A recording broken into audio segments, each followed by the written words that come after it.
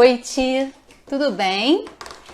Estamos aqui com mais um dia de live para o Esquenta, para o aulão do Sistema Interamericano que eu estou preparando para a Defensoria da Bahia e Defensoria de Goiás.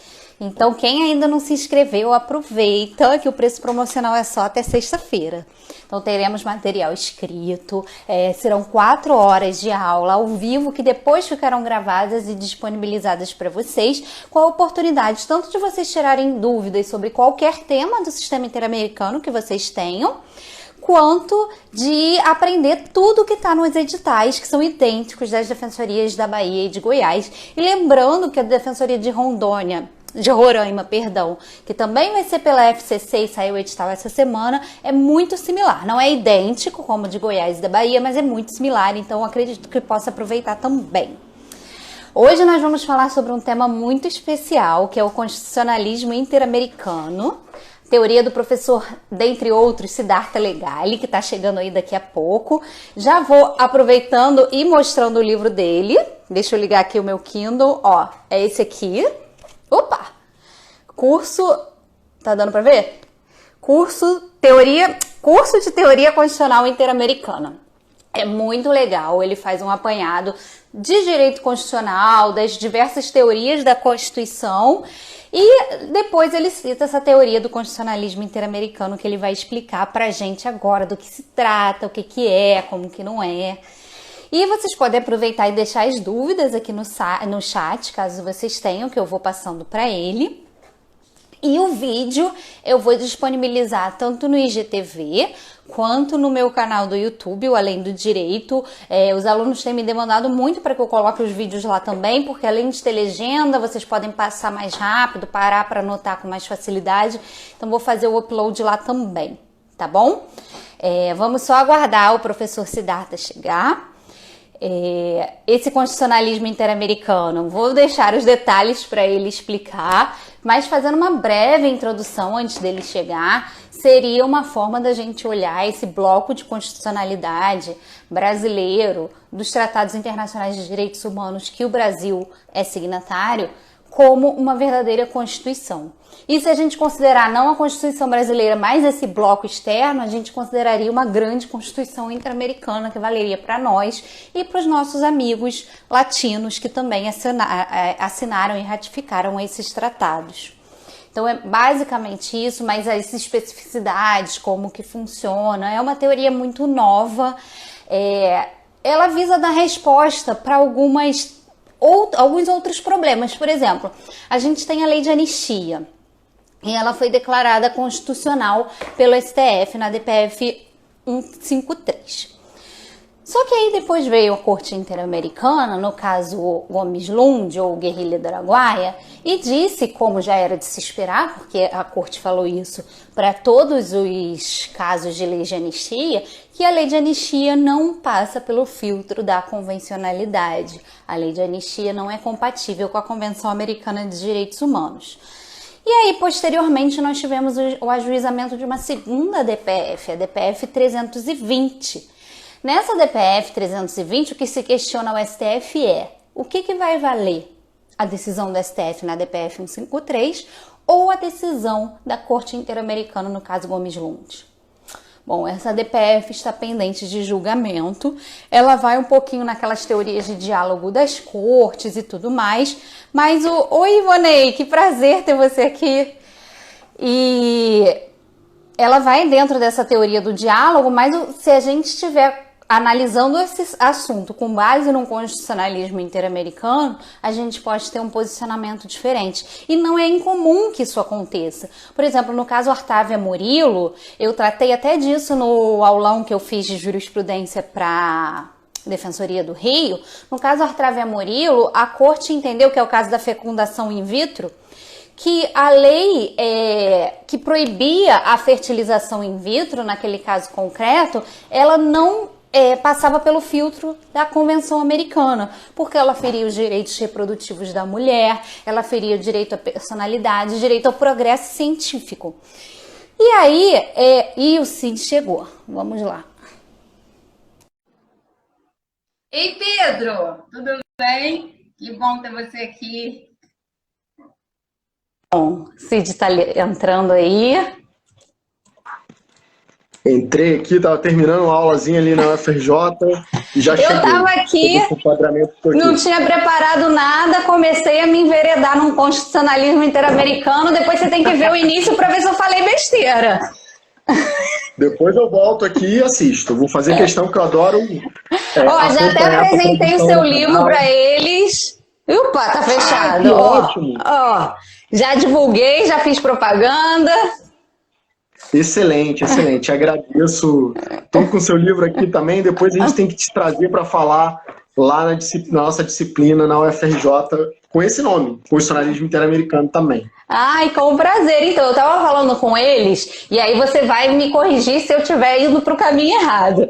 Eu estava falando de casos como quando a corte decide uma coisa e a Suprema Corte do país decide de forma diferente, como aconteceu na DPF 153, né, que declarou a lei de anistia constitucional, depois veio o Gomes Lund e a corte falou que não era compatível, e depois foi ajuizada uma nova DPF 320, que está pendente de julgamento para ver o que vale. E aí eu estava citando um segundo caso quando você entrou, então eu só vou terminar de falar, que é o caso do Otávio Murilo contra Costa Rica, né, gente, que eu estava falando. Então, a corte falou que proibir a fertilização in vitro não passava pelo controle de convencionalidade, determinou que aquela lei fosse retirada, eu não lembro se era lei ou se era um artigo da Constituição. Eu sei que, de fato, o Judiciário mandou cumprir. Mas aí veio o Congresso Nacional e editou uma segunda lei com o mesmo objeto. Então, quando a corte ela fez uma análise daquelas recomendações que às vezes ela faz depois, né, não é bem uma sentença, mas é tipo uma análise de cumprimento. E ela falou isso, que agora teve uma nova lei, e aí a gente fica nessa situação, né, uma jogada de bola para um lado e para o outro, e eu achei que o constitucionalismo interamericano podia dar uma resposta para isso, então a bola é contigo. Bom, vamos por partes, né? Primeiro, eu queria agradecer super o convite da Dani, que é uma interamericanista de mão cheia, que já estuda o tema há anos, enfim, com as ingerências humanitárias, com a teoria crítica dos direitos humanos, sempre acompanhando as produções dela aqui do Instagram. Eu já estou falando com os monitores que eu queria ter um feed igual ao seu, enfim, com o roxinho para os direitos humanos, o verde para processo penal. Eu acho um barato essa identidade visual que você deu para o seu canal. E não só a identidade visual, quer dizer, o conteúdo, os casos de liberdade de expressão, é sempre muito bacana isso, e eu acho que o Paulo Freire sempre falava que é preciso ensinar não só na sala de aula, mas sobre a sombra da mangueira, né? Você que é professora da UF também, substituta, eu acho que nossa mangueira hoje é o Instagram, né? A gente fala com 7 mil pessoas, aqui a gente tem muitas vezes uma audiência muito superior à sala de aula, então é bacana também a gente furar um pouco a nossa bolha e dialogar com pessoas que usualmente a gente não estaria dialogando. Então essa troca a gente melhora muito como professor, dialogando com você, com o Caio, com o Tim, tanta gente bacana que tem no Instagram. Então eu acho que é uma nova forma de ensinar e de aprender com a mídia. Tem um livro específico do Paulo Freire sobre isso, né? Ensinar e aprender com a mídia. Eu diria que também apesar dela, né? As notícias de jornal e as besteiras que o presidente anda falando. Então, esse é um ponto também importante.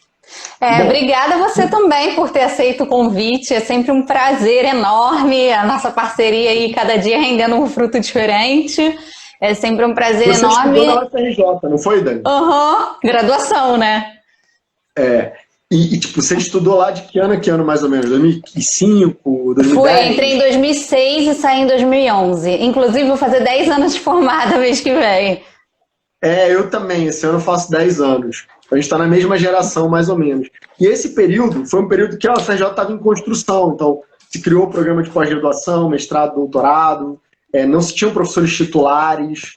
Então, os novos concursos para professores, que entrou o professor Fabiano Gomes, a professora Carolina Cirilo, o professor Daniel Capec. Então, a UFRJ vem passando por bastante renovações, desde a época que você estudou lá. E por que eu falo isso? Para sinalizar e identificar de que lugar que eu estou falando, que é uma universidade que completa 130 anos esse ano, é uma das universidades mais tradicionais do país, quer dizer, foi prédio do Senado do Império, depois tem se você entra na UFRJ, aquela plaquinha, tem o Francisco Campos assinando a placa da Faculdade Nacional de Direito. Tem a polêmica se a Lei Áurea foi assinada lá. Tem a polêmica se a Lei Áurea foi assinada lá ou se foi assinada no Paço Imperial. Eu sempre defendo que foi lá, porque é puxar a sardinha pro meu lado. Tudo que eu li fala que foi lá e tem o quadro pintado lá da Princesa Isabel assinando. Mas lá no Paço Imperial tem um museu falando que foi lá dentro do paço que foi assinada. Já fui lá até com minha mãe, que está assistindo a gente aqui, Dona Janete. Opa, que delícia! A gente sempre almoça lá. Então, assim, é bacana também isso. E por que eu digo isso também? Porque ter a oportunidade de, desse lugar onde muitas constituições foram gestadas, para bem ou para mal, do Francisco Campos... você estava falando dele, eu te interrompi, desculpa, da placa autoritária lá. Nesse constitucionalismo autoritário, seja... por exemplo, o Afonso Arinos, quando faz o anteprojeto da Constituição de 88. E o último manual de direito constitucional de um professor da casa foi Afonso Arinos, a segunda edição do curso de Teoria Constitucional dele, em 1968. Então, assim, ter esse privilégio de estar nesse momento de reconstrução da faculdade, que a gente vê uma série de professores novos na casa, e os professores antigos progredindo também a titular, etc., é muito bacana. Então, esse projeto de construir um curso de teoria constitucional interamericana é justamente nesse processo de renovação do ensino jurídico do direito constitucional, integrando os direitos humanos nele. Afinal, a UFRJ foi palco de uma série de resistências históricas. Enfim, a impossibilidade do Oscar Aripe, quem sobe as escadas de mármore da UFRJ, vê a pintura do Oscar Aripe do Tiradentes, simbolizando a resistência. Ele não conseguiu concluir o curso porque a ditadura se impediu. Então, a ideia de publicar esse curso é que a gente tivesse um livro que fosse mais de acordo com esse currículo contemporâneo da UFRJ. Então, a gente publicou um manual que chama Curso de Teoria Constitucional pelo Kindle. Ele tem todos os temas tradicionais que um manual de teoria da Constituição tem. Mas, ao lado disso, a gente procurou... valeu. Mas ao lado desses aspectos super tradicionais do que é uma Constituição, a visão do La Salle, do Kelsen, do Carl Schmitt, que a gente vem lapidando desde que eu sou monitor na graduação, com Jesus, nos últimos 4 anos eu fui escrevendo e reescrevendo cada capítulo, e todo semestre eu procuro dialogar e melhorar e aprofundar, então se tiverem alguma sugestão será super bem-vinda. Mas ao lado disso eu não quis fazer um catadão, sabe? Eu queria fazer um curso que tivesse uma teoria de base. E aí eu articulei 4 elementos transversais em cada um dos capítulos que constroem essa teoria.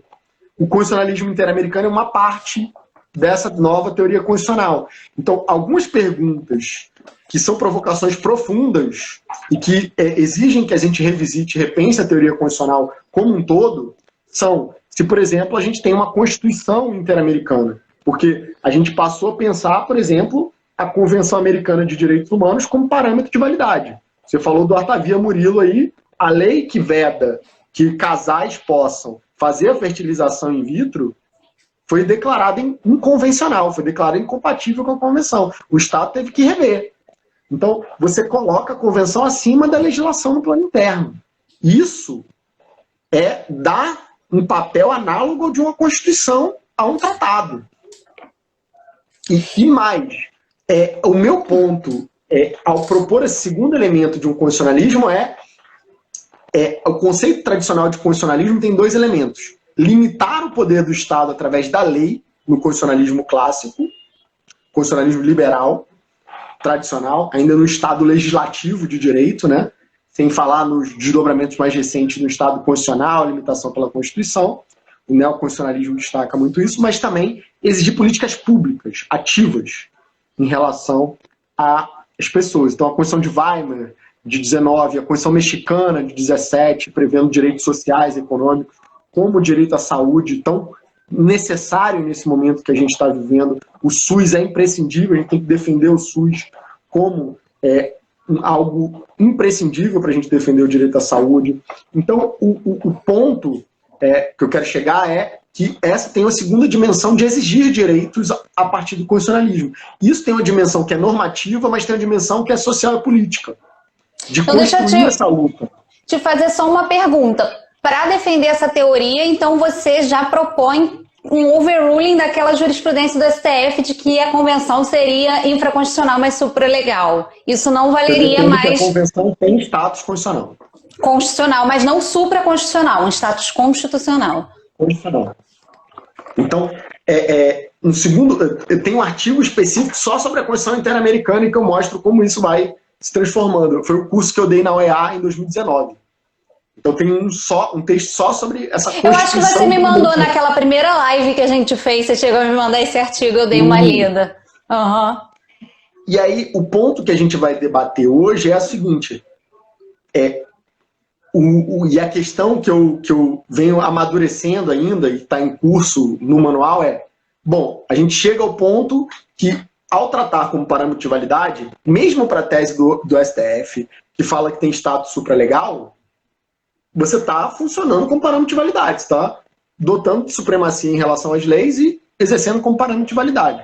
Eu acho que tem status constitucional pela interpretação do parágrafo 2º do artigo 5º e também pela jurisprudência da Corte, que foi mudando ao longo do tempo. Bairros Altos, Almanacid de Arelanos, Cabreira Garcia e Montiel Flores, que falam em bloco de convencionalidade. Acho que tem um costume regional que se impõe pelo reconhecimento de uma série de normas imperativas de direito internacional, como a vedação à tortura, a vedação da escravidão. Ninguém acha que, se o Brasil resolver fazer uma nova Constituição, que ele pode restituir a escravidão ou a tortura como uma prática legítima. Isso é inaceitável no mundo que você tem um sistema regional de proteção de direitos humanos como o sistema interamericano. Mas o ponto como é que a gente pode ter, digamos assim, uma Constituição sem constitucionalismo? Ou existe essa possibilidade de ter uma Constituição sem uma Assembleia Constituinte? Então, de onde sai a legitimidade dessa Constituição que eu defendo, que é costumeira? Acho que em relação ao nosso primeiro debate, o ponto que a gente avança hoje nessa teoria constitucional é um pouco essa. E aí, o ponto que eu quero defender, e que eu ainda estou amadurecendo, é uma teoria em construção. Eu não estou, assim, 100% ainda maduro disso. Eu estudei constitucionalismo liberal, social, neo, novo, trans, tem cada um desses capítulos do manual, e eu acho que cada um deles ajuda a gente a repensar o papel do sistema interamericano e dos movimentos sociais, reivindicando limites ao Estado e políticas públicas através do sistema interamericano dentro desse constitucionalismo. Então, quando eu falo em constitucionalismo interamericano, é nessa chave. E aí, o que eu detecto em termos mais empíricos? Se nos anos 80 você tinha 9 estados aceitando a jurisdição da Corte, hoje são 21. Se você tinha 3 casos contenciosos nos anos 80, nos anos 90 e 2000, você sobe para 150 mais ou menos, e hoje são 300 sentenças e 1.500 medidas provisionais que funcionam como verdadeira sentença. Tem mais de 2.000 casos na Corte. A comissão é mais difícil de contar, porque são 35 estados e ela não é tão transparente. Mas só envolvendo o Brasil tem mais de 1.000 petições, tem 137 documentos envolvendo o Brasil nesse sistema de petições e casos, e 30 relatórios de mérito, e 20 casos só envolvendo o Brasil. E por que eu falo isso? Porque isso não é algo banal, não é mais um número lá. Quer dizer, cada petição que chega na comissão é uma reivindicação, em especial da CEGIL e da Justiça Global, que são os 2 maiores litigantes. A CEGIL, fundada pelo James Cavallaro, que é uma ONG, enfim, e a Justiça Global... Eu estagiei no CEGIL, na época que eles estavam fazendo as medidas reparatórias do Gomes Lund. Foi bem interessante, a gente mandava todos os peticionários, né, depois da sentença já, para pedir a reparação efetivamente para o Estado. Foi muito ótimo. Legal. Lá é excelente. Eu não tive essa oportunidade, mas amaria, assim, porque eu sou fãzaço do trabalho do CEGIL, é muito legal, né? Da Justiça Global, E a Rafaela, que hoje coordena o setor lá, por exemplo, levou a provocação... É minha colega de mestrado, a Rafa. Ah, é? Uhum. Ela é maravilhosa. Ela é maravilhosa. A gente tá no CNDH, volta e meia, eu fico olhando e aprendendo as coisas com ela. Tem que trazer ela para falar também. E a Rafa, por exemplo, ela provocou a corte a supervisionar o cumprimento do caso Damião Ximenes Lopes, que foi a condenação do Brasil por não investigar, processar e punir quem matou uma pessoa com deficiência mental, Damião, porque os enfermeiros bateram nele, porque ele queria ficar um pouco mais no banho.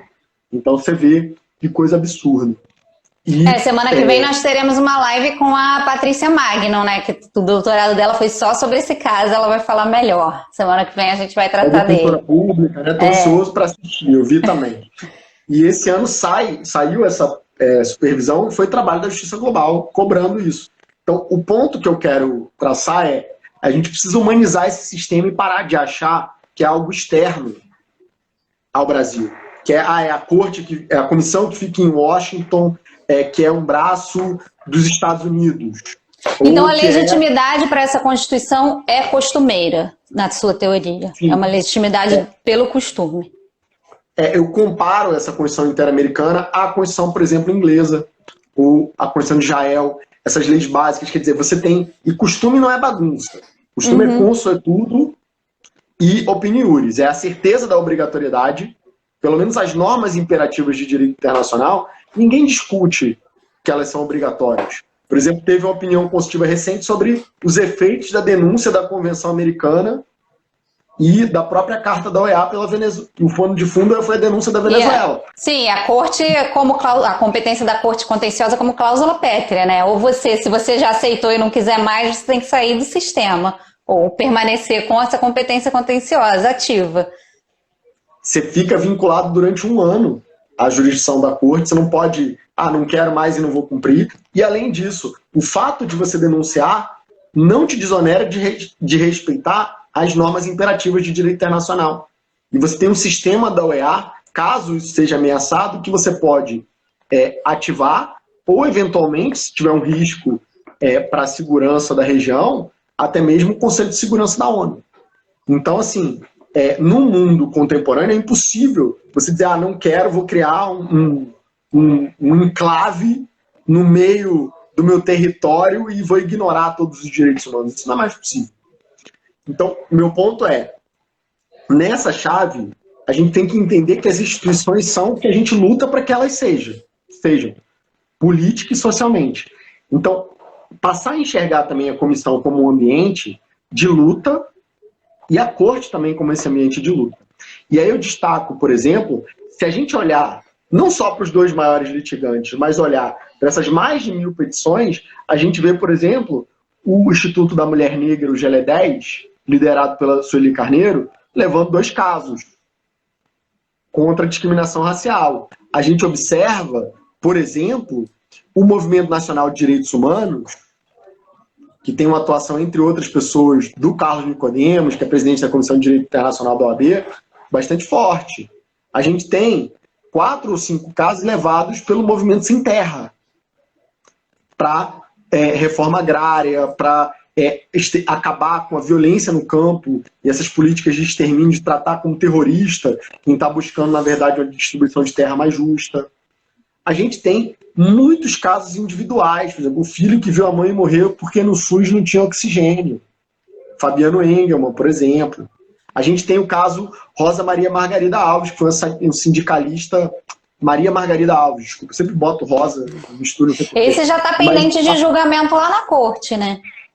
Não, está na comissão ainda. Está na comissão ainda? Está na comissão ainda e ficou parado, eu não entendi. Mas tem um caso de defensor de direitos humanos pendente de julgamento, um sindicalista também. Que a comissão encaminhou para a corte esse ano, que é um caso de violência policial, e tava uma discussão, não sei se foi enviada ainda, de violência no campo também, mas não Teve um enviado há um mês atrás, deixa eu pegar aqui na internet. A gente discutiu esses 2 casos na clínica, que agora me fugiu o nome... até na Comissão Nacional de Direitos Humanos a gente discutiu esse caso. Me fugiu o nome aqui. Eu achei que era a da Margarida, mas não é, então. Vou pegar aqui enquanto você está falando. E esse caso da Margarida eu acho muito emblemático para a gente ilustrar esse movimento não só de limitação do poder do Estado, não só através da lei e da Constituição, mas também através do Tratado de Direitos Humanos. E não só esse sentido jurídico desse constitucionalismo que busca implementar políticas públicas, mas também a dimensão política. O caso Margarida Alves, com o assassinato dessa líder sindical que lutava pela reforma agrária, contra o fim da exploração, enfim, dos cortadores de cana, e que foi perseguida e assassinada, isso desencadeou uma coisa que ficou conhecida como Marcha das Margaridas. A clínica, eu e a Tainá, a gente deu uma palestra lá na CUT Rio, e foi bom não só para falar, mas para ouvir um relato da própria Maria Eduarda Queiroz. Peguei o nome do caso aqui, é o Salles Pimenta, também advogada de direitos humanos. Isso. O Lucas Arnaud resumiu ele para a casoteca do Núcleo Interamericano. Eu trabalhei com ele no curso para o Rio também de jurisprudência, que tinha fugido o nome. Sim. O Lucas é maravilhoso. Tem uma dissertação ótima sobre os casos colombianos, que eu tive a oportunidade de avaliar. Ele está no setor de litígio estratégico e está cuidando do nosso diálogo com o CNDH também, junto com a Tainá. E a gente falou lá na CUT, e foi interessante ver uma líder sindical mulher, que é raro, né? Ela é vice-presidente da CUT Rio, e também ouvi ela relatando esse caso da Margarida Alves. Eu aprendi muito com isso. Eu conheci o caso, mas às vezes a gente não tem noção da importância dele, né? E a Maria Eduarda, o que ela explicava é justamente que desde os anos 2000, e depois você vai buscar os documentos, aí depois eu fui ler, estudar, tal, eu tenho uns 2 anos mais ou menos, você verifica que isso desencadeou a chamada Marcha das Margaridas. Quer dizer, as sindicalistas reivindicam igualdade de gênero no sindicato, com a representação feminista, mas também através do sindicato para o espaço público. Isso gerou uma marcha, chamada de Marcha das Margaridas, em homenagem a Maria Margarida Alves, e todo início de governo se elenca uma pauta para os direitos humanos do que se gostaria que aquele governo cumprisse. Então se entregou para o Lula, se entregou para a Dilma, se entregou para o Bolsonaro. Assim, se o Bolsonaro vai ler ou não, ou se vai seguir ou não, eu acho pouco provável. Mas fato é que tem um instrumento de pressão. Isso é constitucionalismo. Isso é tentar limitar o poder do Estado, dialogando com os direitos fundamentais que tem toda uma rede normativa complexa.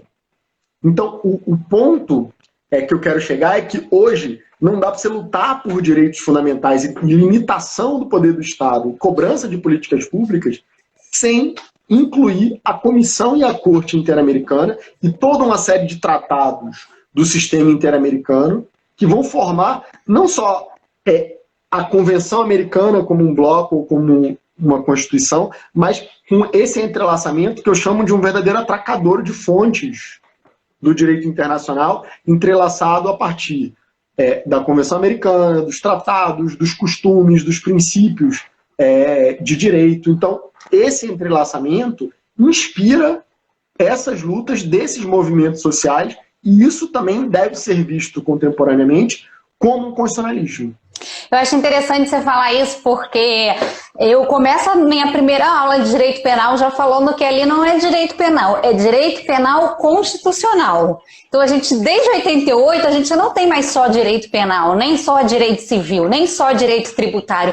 Tudo é constitucional, tudo tem que ter a irradiação da dignidade da pessoa humana, fundamentos da República. Então, por mais que formalmente a gente tenha determinados dispositivos ainda no Código Penal, isso não quer dizer que eles vão ser aplicados quando a gente analisa o direito penal constitucional. Então, assim, não tenho essa experiência de constitucionalista como você, mas busco trazer esse sentido e os casos concretos da corte, porque o sistema interamericano acaba sendo uma eletiva quando existe, né, nas faculdades de direito.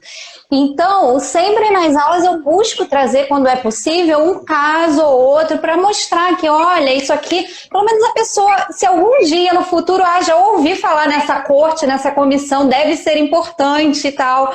Porque é preciso a gente ter em mente que o direito penal é constitucional, que todo o direito, que o direito constitucional é base. Os outros são ramificações que têm que passar pela base. Então, na hora que a gente trabalha com casos concretos, eu acho o caso concreto, pegar os casos concretos da corte, uma forma de memorização de uma doutrina específica, né, de penal, que no caso é o que eu dou aula, mas eu acho que quando você pega um caso concreto, você explica que ali era uma pessoa de verdade, que aconteceu aquela coisa concreta com ela, fica um pouco mais fácil a gente entender por que tem que ser constitucional, por que não é simplesmente prender, por que a gente tem que garantir mínimas coisas, né? Por que oitiva, por que audiência de custódia, por que defesa técnica, porque está na Constituição, e aí só porque está na Constituição, porque é direito, né? É uma conquista nossa, depois de anos de ditadura, ter uma Constituição de 88 assim. E sendo um constitucionalismo interamericano, mais ainda. Você conseguir garantir simbolicamente vários direitos e na prática também, porque por mais que quando chegue o caso lá a violação já foi feita, então a gente está trabalhando com uma violação de direitos, não é o que a gente queria, aquele caso serve como ferramenta para evitar futuros. E muitas vezes os alunos perguntam, mas por que aceitou esse e não aceitou o outro? Não tem recurso. Não tem recurso. Quando o caso chega na comissão, ela aceita ou não aceita e não tem recurso. Mas todos os casos são simbólicos. Nunca no momento presente a comissão vai aceitar um caso que não seja simbólico, por mais grave que aquela violação particular seja. Ela não tem aparato técnico suficiente para analisar tudo. Então o filtro é político. E é político como? Vamos ver o que é sistemático. O que é uma violação que ocorre ali diariamente naquele estado ou em vários estados e vamos aceitar aquele, para que aquele sirva de exemplo, de paradigma para os demais, né? Então, eu acho muito importante falar de constitucionalismo interamericano, dessa teoria, porque mesmo sem esse nome, eu já busco trazer isso quando eu falo de direito penal. Não, total. Por exemplo, eu estava dando aula no mestrado, estou dando aula nesse semestre pela primeira vez no mestrado em Direito Constitucional da UF. Fui aceito como visitante. E na aula passada a gente debateu um texto da Mariela Morales que chama Interamericanização do Direito. Então é preciso pensar aquele movimento que há 20 anos atrás, há 10 anos atrás, quando a gente estava na graduação, estava super na moda de constitucionalização do direito, de neoconstitucionalismo, de a Constituição tem força normativa. É preciso repensar e entender que hoje, se a gente tivesse que aprender algo com a contribuição que o neoconstitucionalismo deu e avançar a partir dele, é que é preciso também entender que há uma supremacia da Convenção Americana interpretada à luz dos precedentes da própria Corte Interamericana, seja opiniões consultivas, seja casos contenciosos. É preciso entender que é necessário fazer uma interpretação conforme da legislação essa jurisprudência. E tem princípios para interpretar isso, como a margem de apreciação nacional, quer dizer, não é tudo que vai ser imposto, e ainda com o princípio pro persona, quer dizer, você tem que ver qual é a aplicação mais favorável àquilo. Então, não é simplesmente uma aplicação messiânica, utópica ou imperialista dos direitos humanos numa faceta de uma comissão que está em Washington ou de uma corte que está na Costa Rica. Pelo contrário, esses casos resultam de todo um processo de luta e dialógico muito intenso e de anos. 15 anos para esgotar o recurso interno no plano interno, 10 anos muitas vezes na comissão, 5 na corte, cada ambiente desse, um diálogo com o Estado, uma audiência pública para debater com múltiplos envolvidos. Então esse é um espaço hoje também de constitucionalismo, também de luta, também de busca de limite ao poder do Estado, também de cobrança de política pública. Então a gente simplesmente falar, não gostei, não pode ignorar todo esse processo. Então eu acho que uma coisa que a gente tem que, digamos assim, aprender ou dialogar com o neoconstitucionalismo para repensar esse constitucionalismo interamericano é que a Convenção Americana deve ter força normativa. Se você ser juiz, tipo, como eu me lembro muito de assistir o Barroso, Sarmento, Ana Paula, falando, o juiz não tinha a Constituição na mesa na minha época. Eu acho que se a gente fosse atualizar isso, não é todo juiz que tem a Convenção Americana ao seu lado, talvez salva no seu computador ou no seu Kindle para ler e aplicar. Não é todo mundo que está familiarizado com os casos da corte para ler essa convenção, não da sua cabeça, do que ela acha que mas a partir de todos como a corte interpreta representativos dessa luta. Então, assim, você ia falar, Dani? Não é aplicar o artigo da forma que o juiz pensa, mas utilizar os precedentes da corte, porque é um sistema de common law, é um sistema de precedentes. Então, a gente não pode simplesmente usar os artigos da forma que a gente bem entende. A gente tem que usar os artigos da forma como... Assim como o STF é o representante supremo do que a lei diz aqui, a Corte é a representante suprema do que a Convenção Americana diz. Então a gente precisa se utilizar do que ela diz para falar sobre a Convenção. Por isso a importância da jurisprudência, né? De entender os casos, de saber como ela aplicou cada um dos artigos, qual é a extensão do esgotamento. Inclusive, eu estava lendo outro dia e eu fiquei tão surpresa. No primeiro caso julgado pela Corte Africana, ela citou o Velázquez Rodrigues. Eu achei tão legal. E também o primeiro julgado da Corte Europeia, que ela falou sobre admissibilidade de esgotamento, também citou o Velázquez Rodrigues. Olha a importância disso e do diálogo dessas cortes também. Total, total. É claro que, assim, do sistema africano eu não tenho dados, mas no sistema europeu tem até um livro de um professor de Harvard que chama Gerald Neumann, que ele fala que a gente cita mais a Corte Europeia do que a Europeia cita a gente, e isso não é só por uma questão de ter vindo depois. Tem uma questão também cultural aí, e que é preciso interamericanizar a Corte. Tem muitos casos que a gente tem em pioneirismo que são ignorados. Então, descolonizar o saber também aprender a exportar os precedentes com qualidade e reconhecer, olha... Mas isso tem mudado desde que a Corte Europeia ela fez eu acho que é 14 o protocolo, em que ela estabeleceu de forma formal precedentes, né, julgamentos de precedentes. Os estados, ela tem se utilizado bem mais de precedentes e por isso se utilizado também do interamericano, porque antes ela não julgava com base em precedentes, antes dessa reforma.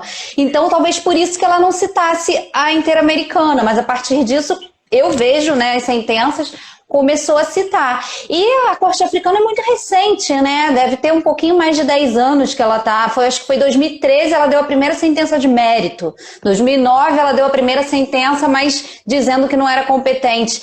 Então ela já julgou bastante caso para isso. Ela já tem umas 100 manifestações, não todas de mérito, mas acho que é um tribunal que tem bastante potencial para crescer e tem um protocolo, você que está falando aí de neocolonização, um protocolo bastante interessante que ainda não entrou em vigor, porque ainda não tem as assinaturas necessárias, mas para transformar a Corte Africana numa dupla corte, para ser uma corte criminal também, evitando que os casos cheguem ao TPI e sejam julgados de forma ocidentalizada, fazendo uma neocolonização daqueles países que foram colônias e ficaram independentes na década de 80. Então, imagina que interessante você ter esse julgamento criminal lá e não precisar ir para o TPI. É muito, muito interessante, mas o protocolo ainda não está em vigor. Tem um curso de AIA antigo do Emanuel Belo, que aí ele trabalha o sistema africano, um dos poucos cursos sobre isso, porque é difícil achar material, em especial material atualizado. Então é muito bacana isso que você está colocando, que eu acho que é super importante.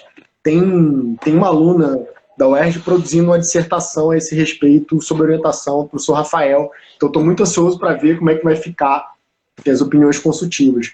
Um ponto que eu acho muito promissor no sistema africano, mas eu não sou especialista, não estudo o sistema africano, então eu até me autocontenho de falar sobre ele, mas é a legitimidade coletiva para levar o caso direto até a corte, de certas ONGs. Então não tem aquela coisa, qualquer indivíduo pode, ou aquela coisa só a comissão. Então essa legitimidade coletiva, eu acho que é algo para a gente pensar, estudar e fazer uma comparação bastante rica para aprender com a experiência africana também. Com certeza. Vai lá, vamos voltar para o interamericano, porque a África, nessa live, está fora da área de cobertura, por enquanto.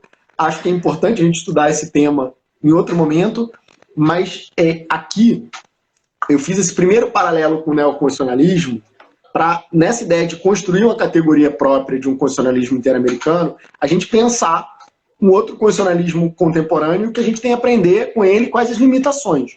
Com isso a gente não quer, no entanto, o ponto positivo é isso, dar força normativa à convenção, pensar esse processo de construção jurisprudencial do direito, que o neoconstitucionalismo é uma referência, mas com isso a gente não pretende criar um governo de juízes na região, nada disso. A corte é representativa de vários modelos, de civil law, de common law. Eu acho que é uma corte de precedente também, como a Dani falou. Minha tese de doutorado é sobre isso. Mas eu acho que a gente precisa ver também sobre outros ângulos. E aí, nesse sentido crítico, eu acho que tem um movimento muito forte, que a UF tem sido uma referência, um polo de produção, que é o novo constitucionalismo latino-americano. O mestrado da UF tem essa tônica. E eu acho que os autores do novo constitucionalismo precisam incorporar na narração dessa história da região, da América Latina, também as contribuições da comissão e da corte.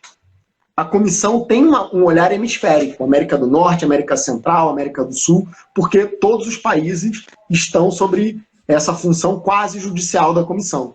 Enquanto a corte interamericana tem um olhar latino-americano. O Canadá não aceitou, os Estados Unidos ratificou e não internalizou a convenção, assinou e não ratificou a convenção. Muitos países da América Central não fazem parte da jurisdição da corte, mas a gente tem 21 países da América do Sul e uma parte da América Central e o México, enfim, que fazem parte dessa composição. Então, contar a história da região sem incluir esses precedentes, então não é só uma coisa de aprendizado, de aplicação do direito, é também de recontar essa memória institucional que oculta lutas, tradicionalmente, de grupos vulnerabilizados por uma política de extermínio desses grupos mais vulneráveis, seja os povos indígenas, seja a população campesina, seja o feminicídio de mulheres. Então, quando você fala no... Desculpa. Quando você fala... fecha aí. Então, assim, eu procuro recontar essa história estudando também o repositório de casos daquele país. Eu acho que a gente que ama direitos humanos, a gente tem uma tendência a estudar muito por tema. Então, a liberdade de expressão. Então, a gente trata do caso Herrera-Ulloa como trata do caso Herzog, como trata da opinião constitutiva, assim, como se fosse uma coisa só. E eu acho que isso torna o estudo do direito sem um caldo histórico e cultural meio raquítico, entendeu? Então, acho que é preciso a gente dar novas cores a isso e situar. Então, eu procuro narrar um ciclo de casos hondurenhos, um ciclo de casos peruano, um ciclo de casos colombiano, um ciclo de casos brasileiros, porque isso ajuda também a gente a conhecer a história da nossa região e das lutas que estão acontecendo nelas. Então, eu acho que se a gente tem algo a aprender com o novo constitucionalismo latino-americano para construir essa categoria de um constitucionalismo interamericano, são duas questões. Primeira questão é reconhecer que o passado colonial gera, até hoje, esses efeitos e esses impactos em genocídio do povo indígena, genocídio do povo negro, feminicídio. Eu estava vendo uma live da Rita Von Hunt falando que esse sistema binário de gênero é europeu, que na verdade aqui os indígenas falavam em 3. Quer dizer, você tinha o homem, a mulher e 2 almas. Então, assim, se você for repensar isso para desconstruir essa visão binária de gênero, também pode ser uma forma de arrefecer, ou diminuir, ou eliminar preconceitos mesmo. E a jurisprudência da corte é muito rica nesse sentido.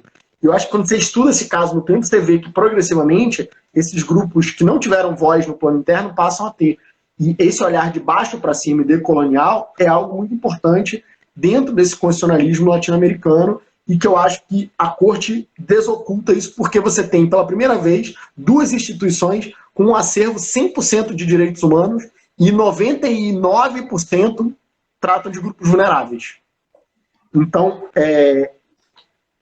esse é o primeiro ponto. E o segundo ponto fazendo uma crítica que complementa esse movimento do constitucionalismo latino-americano, que eu amo de paixão, eu acho que ele fala que é latino-americano, mas na verdade ele é muito mais sul-americano, porque os países da América Central muitas vezes não são abordados. Ou só o México é tratado como parou em 17. E tem a reforma de 2010, tem toda uma história mais recente também. Então eu acho que incorporar essa história da região, a corte pode ser um periscópio muito enriquecedor para pensar o constitucionalismo latino-americano a partir dos casos. O Gargarella fala de algum caso ou outro, por exemplo, quando ele cita o constitucionalismo latino-americano, mas tem um alemão radicado na Colômbia que chama Bernard Marquardt. Ele tem um livro maravilhoso sobre história ibero-americana e quando ele vai falar, por exemplo, da história da Colômbia, ele cita os casos da corte. Então, eu acho que a gente pode fazer isso e recontar e isso vai desocultar esse processo de lutas históricas e conquistas.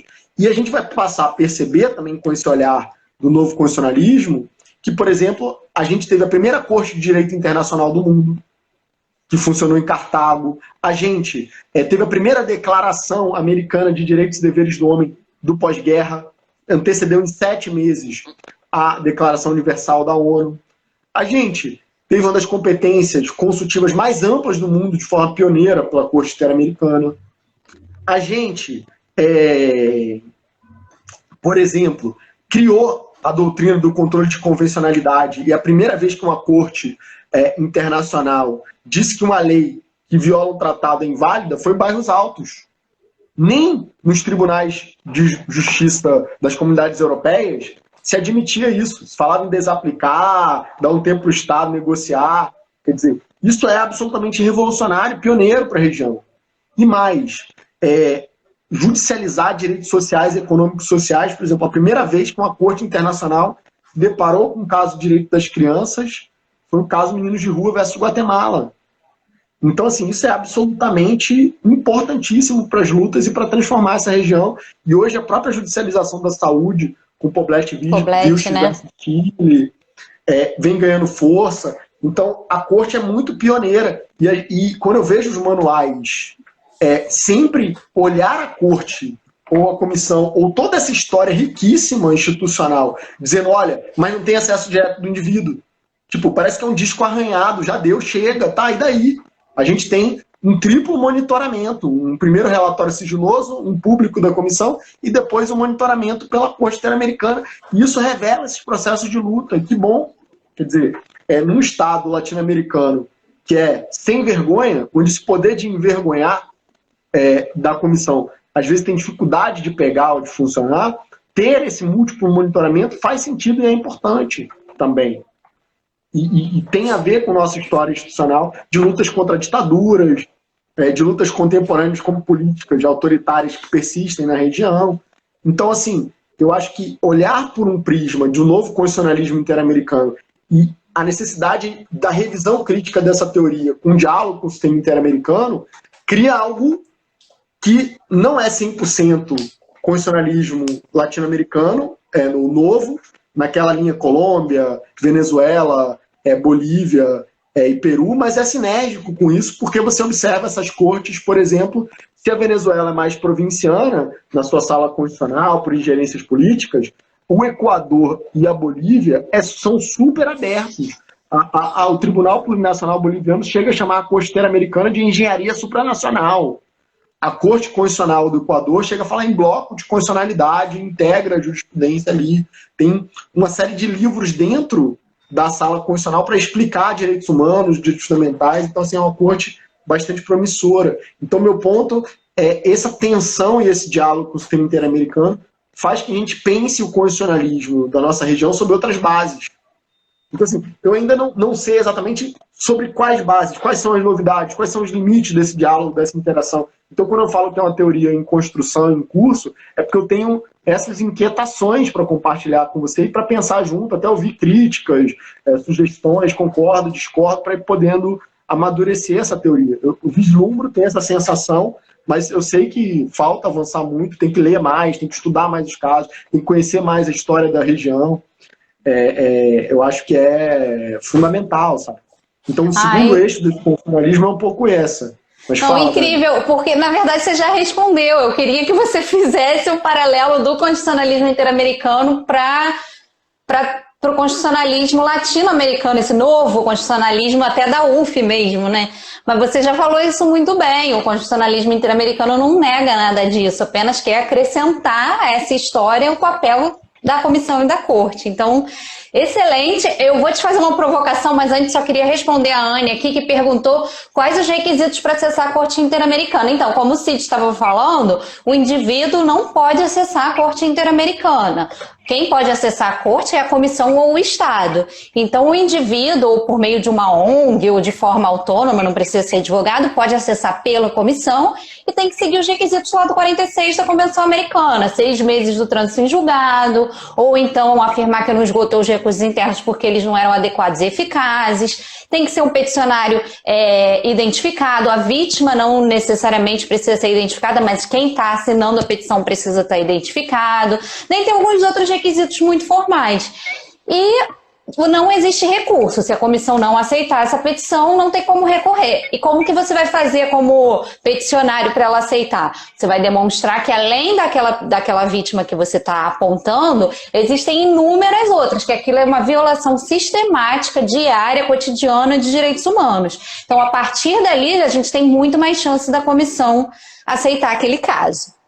Então, É uma resposta mais longa, mas se o Cid quiser acrescentar alguma coisa... Não, lê o artigo 44 da Convenção Americana, que está tudo lá explicadinho e no regulamento da comissão também. Qualquer pessoa ou grupo de pessoas pode peticionar o caso, só tem que esgotar o recurso interno, e essa comprovação que a Daniela explicou bem, quer dizer, da violação de direito tem que estar lá comprovado, não pode ser algo em abstrato, é um pouco isso. E não pode ser muito individual, por mais grave que seja o caso individual, isso não é suficiente para a comissão, porque não é a violação em si, é o papel de educadora em direitos da América Latina. E para você educar em direitos, você precisa de uma violação sistemática. Não adianta, por exemplo, feminicídio é sistemático, mas vamos supor que não fosse. Vamos supor que a gente tivesse um caso isolado de feminicídio que chocasse muito. Isso não seria um caso para ser admitido na comissão.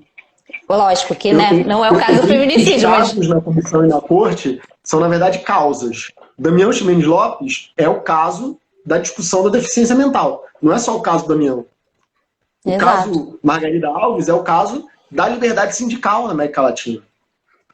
O caso Maria da Penha é igualdade de gênero. Então, assim, o caso tem que trazer uma causa. É meio que uma espécie de repercussão geral, transcendência, relevância. Embora não tenha esse requisito explícito, na prática, para passar do filtro da comissão, exato, e ela chegar não é explícito. de mérito, ela observa, por exemplo, casos que vêm acompanhados com relatórios de ONGs. Então, por isso que a maioria é CGIL, Justiça Global, mas tem algumas ONGs ali. Então, isso mostra essa transcendência que a Dani falou. E também, se o parâmetro é novo para o sistema, para ele ter esse efeito cascata em outros casos no plano interno. Então, ele procura preencher lacunas quando ainda não tem outros casos. Tem um livro muito bom, da Camila Koch, chamado Critérios de Judicialização perante a Comissão Interamericana, que é maravilhoso, adoro esse livro. Foi minha colega no intercâmbio lá em Coimbra, é super bacana, ela estagiou na comissão também, é um livro primoroso, embora fininho. E assim, mas voltando para o terceiro paralelo que eu queria fazer, para repensar esse constitucionalismo interamericano, que eu trabalho também no curso Teoria Constitucional Interamericana, é justamente com o transconstitucionalismo. Tem vários nomes para o transconstitucionalismo, tem vários autores. O mais famoso é Marcelo Neves, e é uma das melhores versões realmente do tema. A gente chegou a escrever até um artigo em homenagem a ele no livro do Leonan Lisiero, que é super bacana nesse diálogo do STF da Corte. Mas tem outros autores que trabalham essa problemática comum, tipo, você vai ver o Ingolfo Pernice falando do constitucionalismo multilevel, a Melina Fachin, constitucionalismo multinível aqui, você vê outros autores pensando, por exemplo, o constitucionalismo transfronteiriço, Luiz Cláudio Martins de Araújo. Então, tem vários nomes para esse fenômeno que é pensar o diálogo entre âmbitos normativos, por exemplo, extraestatais, estatais, regionais, globais e um espaço transnacional. E o Marcelo ele vai dizer, olha, cada sistema de proteção de direitos fundamentais e de direitos tem pontos cegos e tem habilidades e potencialidades. Então, a ideia é que você, construindo pontes de transição e estabeleça uma racionalidade transversal, você possa aprender um diálogo com outros sistemas. Por quê? O outro sistema vai ser capaz de enxergar qual é seu ponto cego.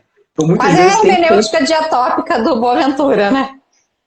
Também, o constitucionalismo societal do Teubner, a discussão de teoria dos sistemas do Luhmann. O Marcelo bebe de várias fontes, em especial Luhmann e Habermas também. Mas o meu ponto aqui tirando esse arsenal teórico gigantesco que eles mobilizam em vários autores, eu não quero fazer uma coisa mega teórica e abstrata. Eu quero, assim, o que a gente pode extrair desse processo de aprendizado? Essa espécie de direito comparado faz com que a gente encontre soluções constitucionais melhores, olhando a experiência do outro e enxergando a nossa própria. E quando eu falo, olha, o Supremo Tribunal Federal, ele é uma corte constitucional, mas não é exclusivo. Ele tem ali 1/3 do seu acervo para servidores públicos, outro 1/3 para empresas, em discussão tributária. E esse terceiro terço que sobra não é exclusivo para constitucional, para direitos fundamentais. Então, a quantidade de casos específicos de direitos fundamentais e de grupos vulneráveis é pequeno, seja porque o filtro do controle abstrato exige associação de classe de âmbito nacional, confederação, seja porque no filtro do controle difuso você tem que percorrer as instâncias, fazer um recurso extraordinário muitas vezes é caro, nem sempre isso é representativo das lutas dos grupos mais vulneráveis, embora o Supremo tenha casos relevantes. E aí o meu ponto é, se você tem um sistema que se dedica 100% ao grupo vulnerável, dialogar com isso para exercer o papel tanto contra-majoritário, de limitar o poder público, quanto de cobrar essas políticas públicas para esse grupo é imprescindível, porque a comissão e a corte vai operar nesse ponto cego que muitas vezes o sistema nacional não chega. Então você tem que pensar em formas de melhorar essa articulação.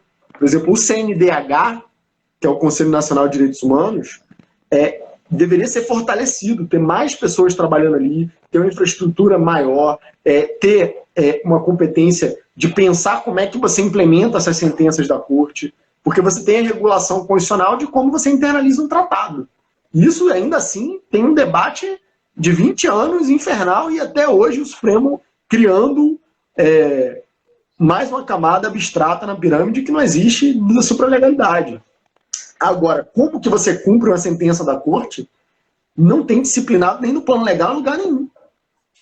É uma loucura isso, entendeu? O Estado manifesta a vontade soberana dele de se vincular à Carta da OEA, ele manifesta a vontade soberana dele de assinar e ratificar uma convenção americana, ele manifesta a vontade soberana dele de se vincular à jurisdição da corte 3 vezes e não regula como é que você cumpre isso no plano interno. Não cria um corpo institucional para fazer isso.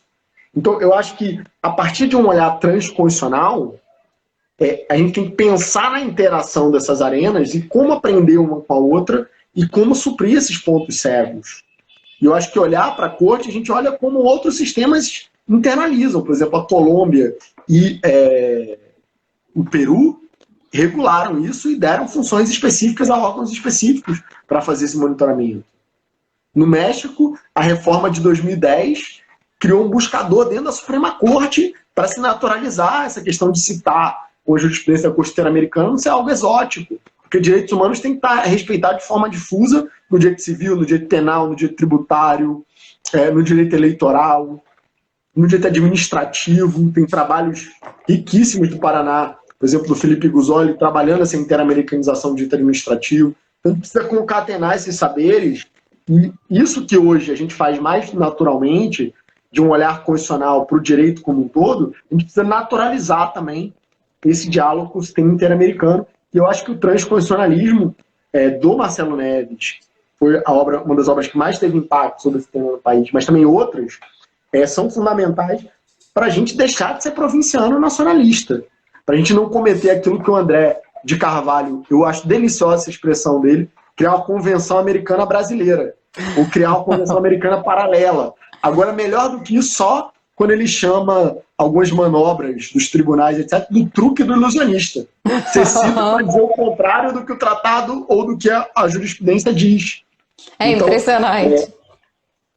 Eu acho que a gente pode discordar, diálogo não é só concordância, não é submissão, é diálogo, mas essa racionalidade transversal, essa interpretação de boa-fé, essa interpretação para encontrar uma norma mais protetiva a quem é mais vulnerável, está no 29 da Convenção. A gente assumiu o compromisso com essa interpretação. Pro-homine, então, defender né, o constitucionalismo interamericano estar comprometido com o princípio pro persona.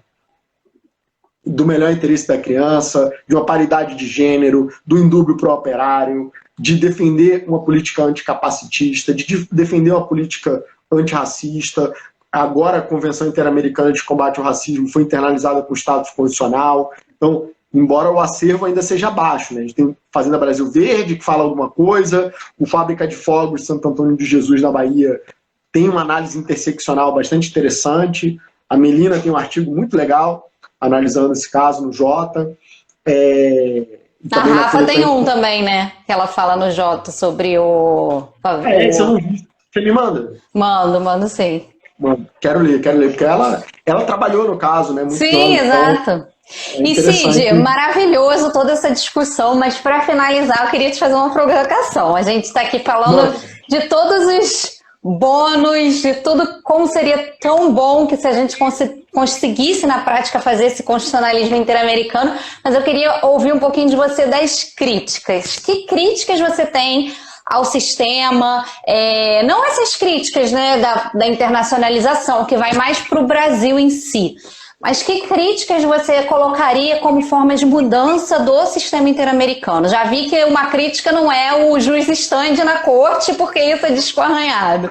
Mas o que seriam críticas mais contundentes e mais atuais que você vê do sistema?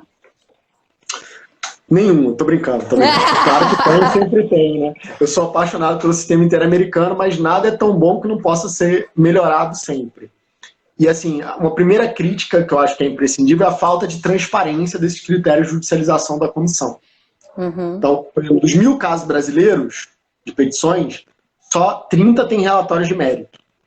O que aconteceu com os outros 97% que estão num limbo burocrático?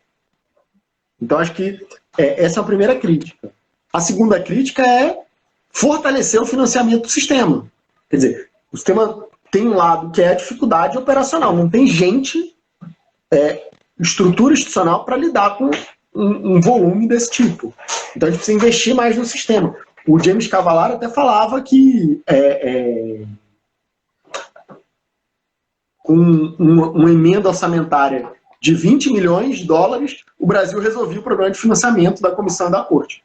Então, assim, se você considerar que o Supremo Tribunal Federal tem um orçamento, salvo engano, de 900 milhões de reais, mesmo com dólar 6, 150, é um orçamento muito inferior para cuidar de 35 países ou de 21 países, de uma comissão e de uma corte. Então, acho que tem que investir mais no sistema interamericano e cobrar resultados e dar essas respostas com essa comissão em contrapartida.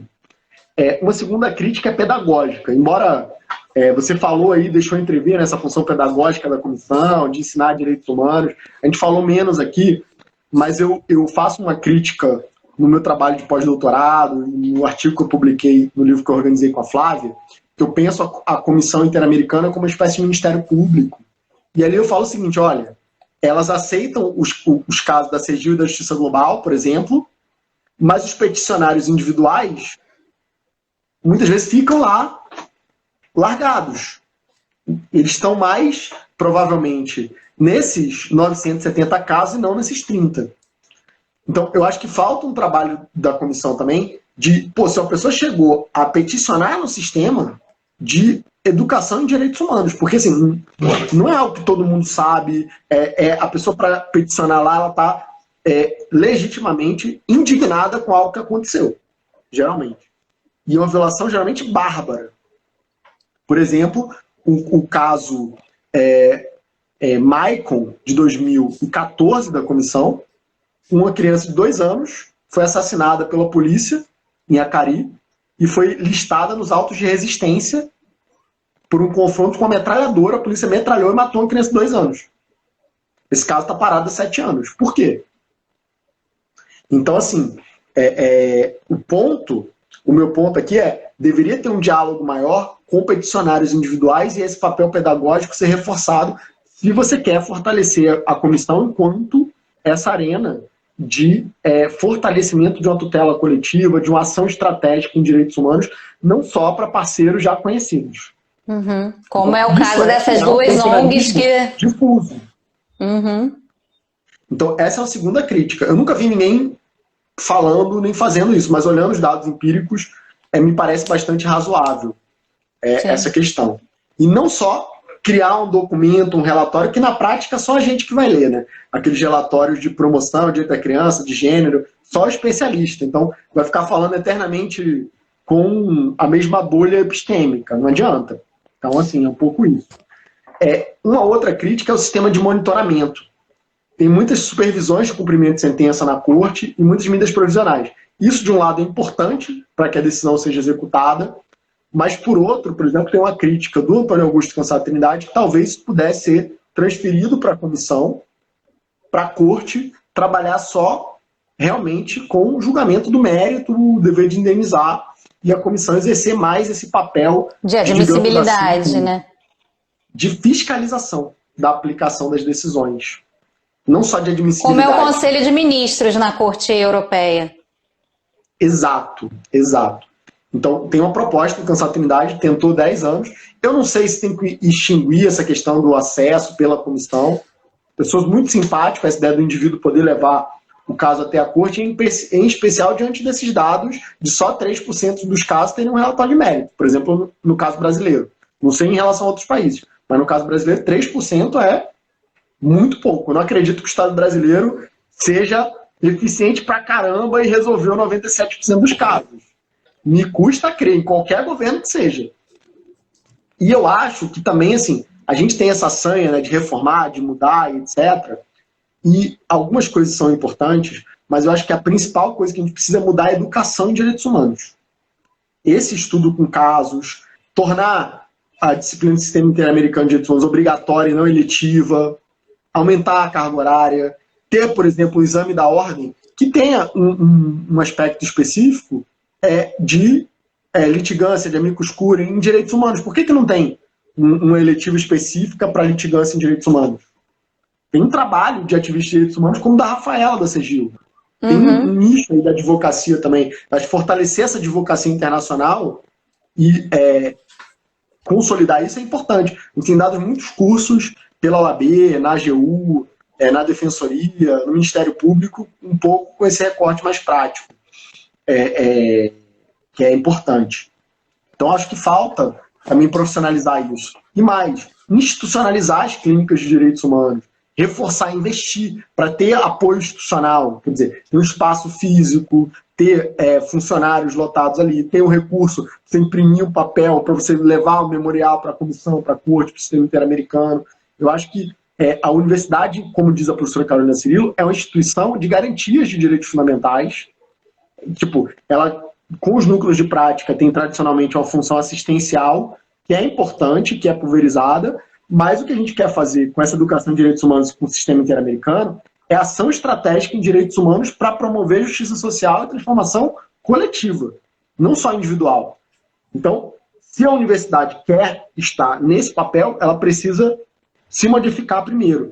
Então, eu acho que nesse cenário, a gente, como professor, tem que se atualizar também, trabalhar com essa lógica de aprendizagem baseada em problema, que são os casos, de aprendizagem baseada em projeto, fazer um memorial, por exemplo, eu aprendo demais com os memoriais da clínica, para a comissão, para o CNDH, para a corte, para o STF.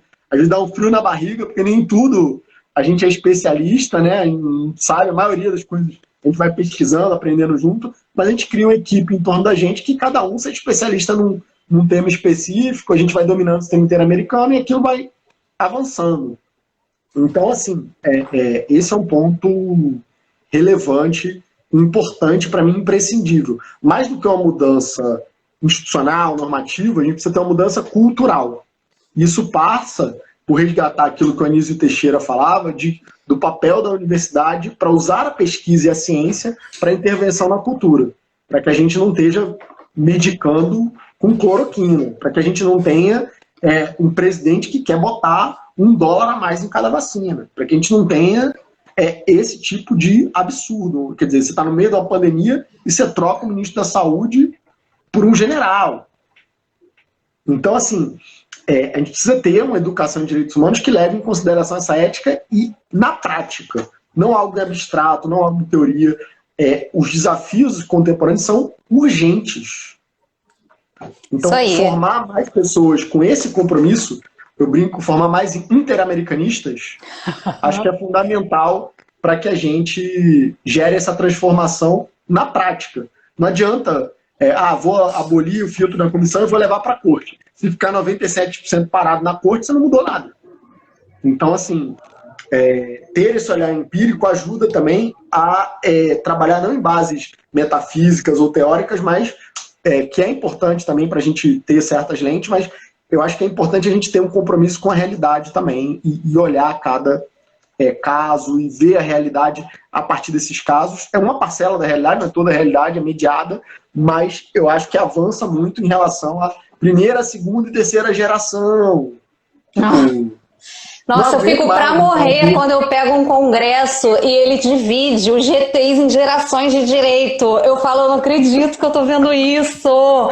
Gente, é muito ultrapassado. Como é que um GT em 2021 ainda tá colocando os trabalhos em gerações de direito, gente? Não tem condição.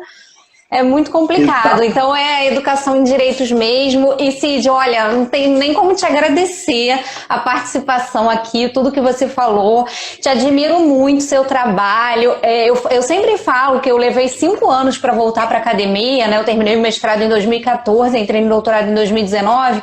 E muito porque o que me afastou foi o ego, aquela coisa de estar sempre certo, né? Aquela coisa da academia, de você ficar discutindo a natureza jurídica do copo d'água e você ter aquela sua opinião formada e assim, você não é assim, você tem uma humildade que é o que eu busco na academia. Lendo agora, antes de começar a live, eu já tinha comprado o livro seu livro no Kindle, só que eu não tinha lido. Aí eu falei, antes de começar vou dar uma lida na introdução. E, nossa, tudo que você coloca ali enquanto professor, como eterno aluno, eternamente em aprendizado, é o que eu penso mesmo, e eu voltei com esse intuito que ou seria assim ou não seria. Ou eu seria uma professora com esse perfil, ou eu não seria professora, porque ser o que eu critiquei, o que me afastou da academia, que foi essa coisa de que você não pode, você tá muito novo para isso, você tem que ter mais experiência, para fazer isso você tem que estar no mestrado, para fazer isso você tem que estar no doutorado. Então eu não queria isso e eu tô tentando colocar em prática. Ainda vejo em grupos que participam muito desse perfil antigo, mas também vejo muito desse perfil novo, que é o seu perfil, que eu compartilho, que eu admiro e que é a academia que eu quero fazer parte. É aquela academia que cresce junto, que não se acha mais do que o aluno. Só tem um pouquinho mais de experiência num ponto. Porque pode ser que o aluno que você está ensinando nesse ponto tenha muito mais experiência no outro e muito mais a te ensinar num outro. Então é uma troca. Só que é uma troca que você está ali sendo remunerado para ensinar aquela coisa específica e a outra pessoa não tá. Mas não quer dizer que ela não vai te ensinar do mesmo jeito. Então, assim, meus parabéns. Eu faço brincadeira, viu, Dani? De tipo assim, que eu gostei tanto da universidade que eu não quis sair e virei professor. E a segunda brincadeira que eu faço é que, na verdade, professor é só um aluno profissional. A diferença é que a gente ganha para estudar. Então, um pouco... Isso eu concordo 100% com você. E eu acho que essa ideia do intelectual renascentista que sabe tudo, isso para mim, assim, não existe. Então, eu não tenho esse... Não, mas infelizmente existe. Como pesquisador... Eu acho que assim, meu coração é de pesquisador. Então, se eu vou dar uma aula, eu estou apresentando uma pesquisa que eu fiz. E tem um monte de coisa que eu não pesquisei. E tá tudo bem.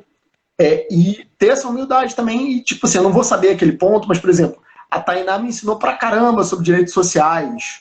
O Lucas é sobre os casos colombianos, a Tayara sobre liberdade de expressão, o Danilo sobre os casos de direito da criança. Então, quando eu falo que é uma construção coletiva, é mesmo.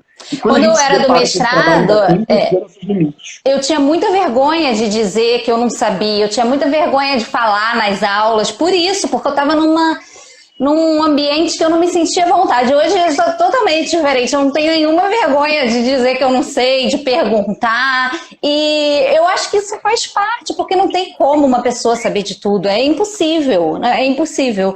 Então, assim, parabéns pelo trabalho que você desempenha, pelo livro, que certamente é incrível, ainda não tive a oportunidade de ler ele inteiro, mas já dei aquela folhada básica. E obrigada pela presença na live. Essa semana aqui, pessoal, é um esquenta para o aulão do Sistema Interamericano, focado nas defensorias da Bahia e de Goiás. Então, quem quiser se inscrever, cursosprofdanielemaia@gmail.com, preço promocional até sexta, vai ser uma aula ao vivo de 4 horas, vai ficar gravada. Então, espero todos vocês lá. Muito obrigada, Cid. A live vai ficar salva aqui. Tem um curso completo do Sistema Interamericano também, não tem? Tenho, mas assim... Não tem só isso para defensoria, mas eu tô regravando esse curso. Ele ainda tá à venda, inclusive quando eu fiz o aulão do Rio, eu coloquei ele como bônus, mas como ele é de 2019, final de 2019, início de 2020, e eu tava começando a dar aula online, já dava aula fisicamente, Então não tinha microfone, a câmera não era boa, não editei o vídeo, então assim, eu resolvi regravar. Então, claro que ele ainda tá à venda, não tem nada errado nem nada disso. Né? Mas eu tô, agora que eu já aprendi várias coisas digitais, não sou mais uma analfabeta digital, eu tô regravando ele. Mas assim, para incluir os casos de 2020, que é a única coisa que né, precisaria atualizar, e para colocar num formato mais bonitinho, assim, de né, uma câmera melhor, um microfone melhor, dar uma editadazinha. Mas tenho, tá lá no Portal Adapta, mas até prefiro que vocês esperem mais uns 2 meses para adquirir, para eu lançar um novo. Tá bom, gente? Para quem chegou até aqui também, tem esse livro que está na Amazon para Kindle, que a Dani já mostrou. Então, quem quiser adquirir, tá lá disponível. E fiquem atentos, porque assim, já estou preparando o próximo livro, chama Temas de Direitos Humanos, Estudo sobre o Sistema Interamericano, que são os artigos que eu vim produzindo sobre o sistema interamericano nos últimos 4 anos. A Flávia Piovesan me mandou o prefácio essa semana e eu estou esperando a apresentação do James Cavallaro. E foi assim, eu produzi um artigo científico para cada aula que eu dava na minha disciplina eletiva na UFRJ sobre o sistema interamericano. Então, eu compilei isso, embora seja um livro de temas e de compilação de artigos, vai sair... É como se fosse um curso mesmo sobre o sistema interamericano em formato de artigos compilados. Então, em breve, aguardem e confiem aí que vem essa novidade, talvez. Que beleza, hein? Que beleza. Então tá, olha, gente, a live vai ficar salva aqui no Instagram, mas eu vou botar no YouTube também, tem legenda lá, vocês podem avançar se quiserem, acho que é mais fácil, tá bom? Vai ficar salvo nos 2. Obrigada de novo, Cid, é sempre maravilhoso o nosso bate-papo. O último encontro que a gente teve foi mais acadêmico, né? Foi numa banca de TCC. Hoje estamos de volta aqui no Instagram. Provocações para o Gabriel. Foi Gabriel muito legal. Depois eu quero a versão final do TCC. Mas é isso, gente. Olha, eu vi que o pessoal ficou firme e forte aqui, então obrigada a vocês também que ficaram assistindo até o final, tá bom? E a gente vai se falando. Um beijo. Beijão, Dani. Obrigado pelo convite. Até a próxima. E a gente se vê no próximo evento lá na UFRJ. Com certeza. Beijo. Tchau. Eu não sei como é que sai daqui.